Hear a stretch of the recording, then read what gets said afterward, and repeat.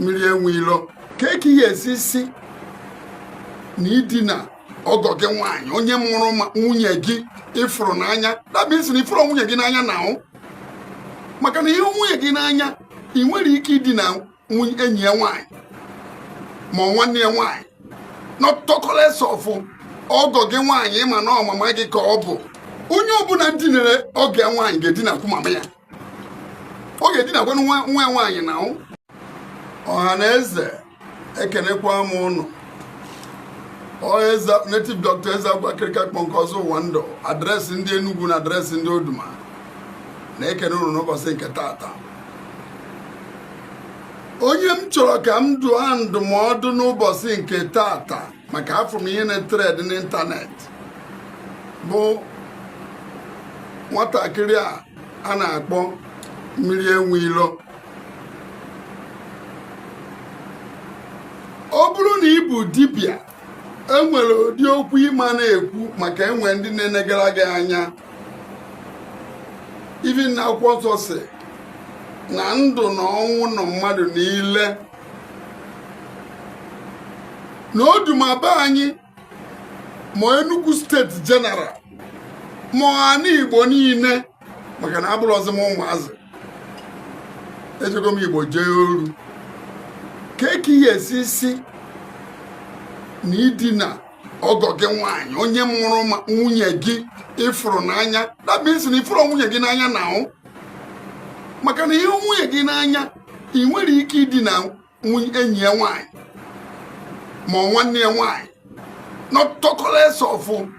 ọgọ gị nwaanyị ma na ọmama gị ka ọ bụ maka na ụbọchị ahụ ị mere ego nwaanyị gị mee ego ndị obodo mee ego ndị nwoke na ndị nwaanyị na ụmụ okorobịa na ụmụ agbọghọbịa na ndị nne na ndị nna ewee zukọọ bịa gọọrọ gị ọfọ si n'ụnụ na-aba bụrụgo otu n'ụnụ ga-amụ ozuzu nwoke mụọ ozuzu nwaanyị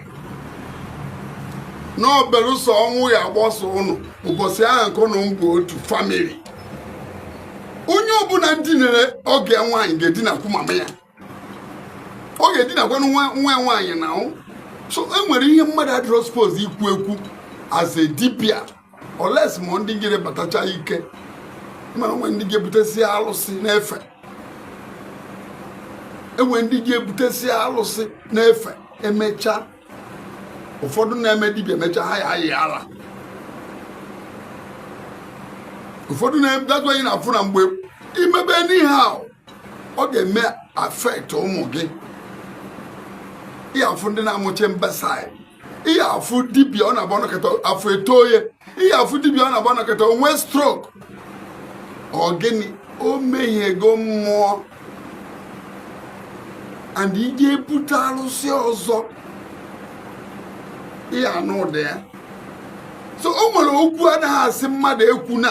so ihe m na-adụ nwatakịrị ahụ mbụ Mmirienweilo ọdụ bụ ya wetuo vidiyo ahụ mee na-alụ ka ọ bụ maka na mgbe ụmụ ya ga-eto wee nụ ihe ahụ ọ na-ekwu ọ ya dịkwa gesi so okwu ahụ o kwuru jọgburu denesi gbue nkakwụ adị ekwu ụdị ihe a enwere ihe adị anụ na ntị maka o nwere okwu ihe ekwu na be anyị enyobe gị enyo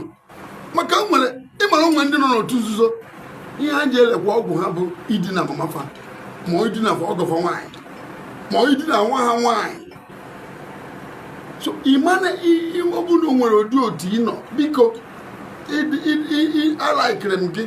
dazọ m ji agwa gị okwu ọdịnarị adọn spos ịgwa gị okwu maka okwu ahụ ị kwuru ị n'anya ọ bụrụ na a na-agwa gị eziokwu ihe m ji agwa gị okwu a bụ na m hụrụ gị n'anya ọ bụrụ na anyị mgba nkịtị kama na ahụhụ ekwughị mere okenye mana ekwu anụrụ mere nwata ọ eke m ji agwa gị so tụsanụ vidiyo a ka o ruo Mmirienweilo ntị ana m agwa ya ewu otu vidiyo ahụ na ọ dịrọ mma na ntị ihe ọ ga na-akụzi bụ ihe ya mụta mkpụrụ ọma ihe a ga-eji gwa ndị yut ọ ya bụ mgbe ị ya akasị nka a na-agbere gị maka na ịntanetị adịghị echefukwa tazụ ị na-ekwu okwu ị na-atọ okwu eze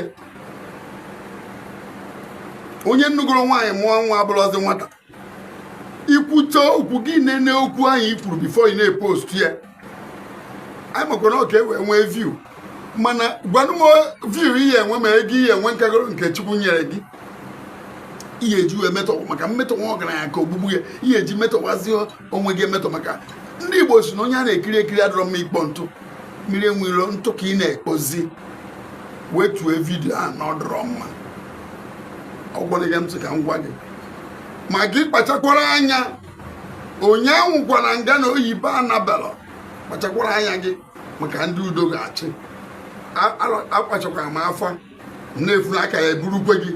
imekwara ihe ihe eme kpachara anya gị